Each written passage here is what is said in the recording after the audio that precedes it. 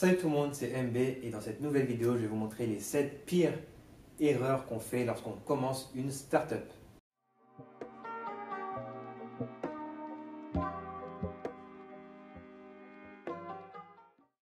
Alors, si tu ne me connais pas, je m'appelle Dussely Mickaël et sur cette chaîne, j'aide les entrepreneurs SaaS à scale leur business. Alors voilà, tu as commencé à lancer ta startup, tu commences à avoir un MVP, donc un produit qui répond à un besoin. Tu te dis, ok, je vais commencer à recruter, je vais commencer à faire ci, je vais commencer à faire ça. En fait, non. Je vais te montrer les 7 erreurs qu'on fait lorsqu'on commence une startup. La première erreur, c'est ne pas faire de contrat.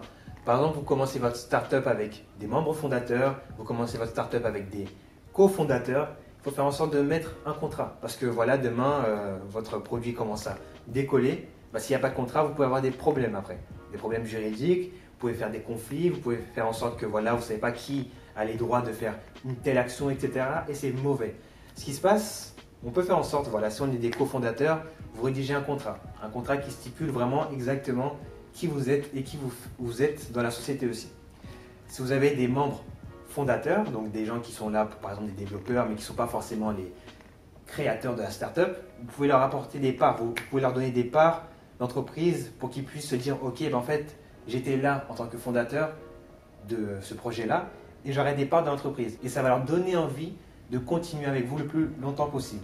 Mais il faut vraiment ne pas oublier cette idée de faire des contrats pour les membres fondateurs. La deuxième, c'est savoir déléguer. Il faut savoir déléguer. Vous pouvez être bon dans un domaine, mais si vous voyez que voilà, vous commencez à être fondateur d'une startup et que vous avez de plus en plus de tâches, vous avez des tâches administratives, vous avez des tâches où vous devez faire de la tech, etc. En fait, au bout d'un moment, pour éviter le burn-out, il vaut mieux éviter de tout avoir sur le dos. Donc, ce qui se passe, c'est que dès que vous voyez que vous pouvez vous le permettre, vous commencez à déléguer. Même si vous voyez que vous ne pouvez pas encore vous permettre, vous avez aussi des stratégies à mettre en place pour essayer de déléguer le plus rapidement possible.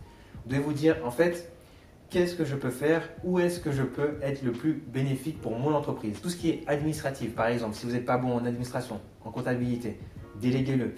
Si vous n'êtes pas bon en tech, vous avez l'idée, mais vous avez vu que vous avez commencé à avoir une personne qui développait votre idée, mais elle ne sera pas là pour faire le suivi. Déléguez la tech. Déléguez quelque chose où vous savez que vous avez des notions et que vous êtes capable aussi de pouvoir répondre si on vous pose des questions.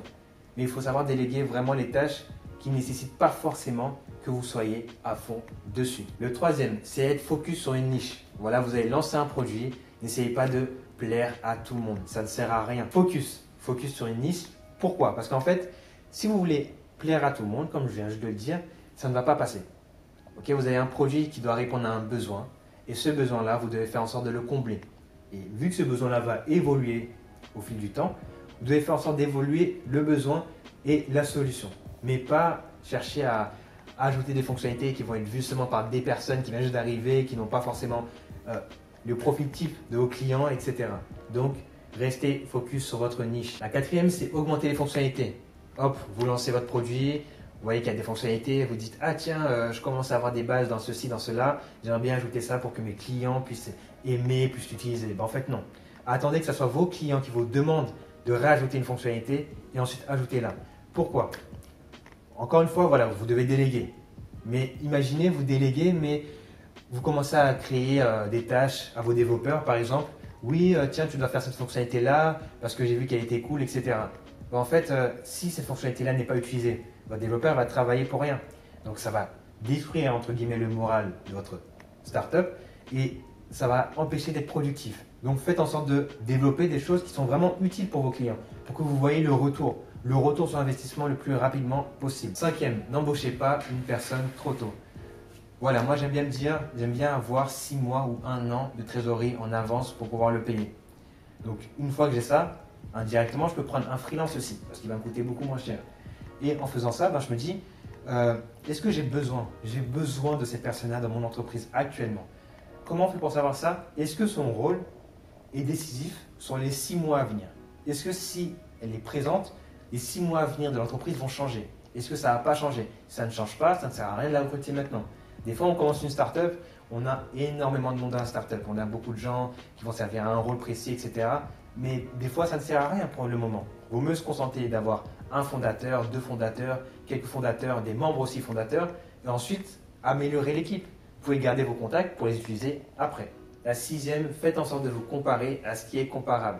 N'essayez pas de devenir la meilleure startup tout de suite.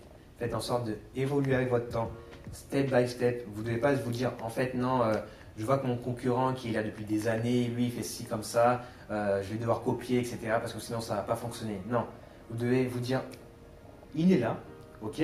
Moi, actuellement, je suis au début. Moi, actuellement, je fais ci. Et j'ai fait en sorte de devenir quelqu'un. Et ça va prendre du temps. Il ne faut pas se comparer à des personnes qui ne sont pas comparables parce que sinon, forcément, vous allez essayer de vouloir aller beaucoup plus rapidement et ce n'est pas bon pour le développement de votre startup. La septième, et je pense que c'est une des pires erreurs qu'on fait, c'est ne pas faire de A/B testing. Voilà, vous voulez développer une nouvelle fonctionnalité, vous devez savoir est-ce qu'elle est utilisée. Une fois qu'elle est développée, vous devez recruter une nouvelle personne. Peut-être que c'est mieux de commencer par un freelance, voir comment il fonctionne, voir exactement ce qu'ils peuvent vous apporter et voir ensuite si vous pouvez en faire devenir un salarié. Comme ça, vous économisez vos sous, vous économisez votre temps. Faites en sorte de vous dire, est-ce que c'est bénéfique de le prendre maintenant? Comment je fais pour tester? Et quelle valeur je peux prendre pour me dire, en fait, là, je sais si c'était bon ou si c'était mauvais. Donc, on arrive à la fin de la vidéo, mais avant ça, je vais vous faire un petit rappel. Donc, voici les 7 erreurs qu'on commet le plus lorsqu'on crée une startup. La première, c'est ne pas faire de contrat. On ne fait pas de contrat avec les membres fondateurs, on ne fait pas de contrat avec les cofondateurs. Il faut toujours avoir une preuve juridique qui montre que voilà, vous étiez au début, vous avez tant de parts dans la société, vous avez cette fonctionnalité-là, et s'il se passe quelque chose, chacun a sa part, chacun sait exactement ce qui va se passer en fait. Le deuxième, c'est savoir déléguer. Hop, il ne faut pas se dire oui, je suis fort quelque part, donc je vais toujours le faire, etc. Vous devez vous concentrer seulement sur vos tâches. Vous savez que si vous êtes CEO d'une entreprise, donc fondateur d'une entreprise, ce qui se passe, c'est que au bout d'un moment, vous allez devoir déléguer. Même si vous êtes fort en tech, il faudra déléguer. Il faudra vraiment se concentrer sur ce qui est la fonctionnalité principale de votre rôle. Troisième, c'est être focus sur une niche. N'essayez pas de répondre à tout le monde. Concentrez-vous seulement sur les besoins de vos clients. La quatrième, faites en sorte de répondre aux besoins de vos clients grâce à des nouvelles fonctionnalités. Ne développez pas des fonctionnalités qui n'ont pas demandé. Vous allez perdre du temps, de l'argent et ça va démotiver votre équipe. Ne cherchez pas à embaucher une personne trop tôt. Il faut prévoir un budget pour l'embaucher. Donc moi, je préconise de faire en sorte d'avoir 6 mois ou 1 an de trésorerie en avance. Ne vous comparez pas à des personnes qui sont plus haut de vous. Comparez-vous seulement à des personnes, des startups qui sont à votre niveau. N'essayez pas de vouloir tout simplement devancer une startup qui est là depuis des années. Faites en sorte de répondre à vos besoins tout de suite. Et après, avec le temps, vous allez pouvoir rivaliser avec des personnes comme ça. Et le dernier, c'est bien sûr faire du A/B testing.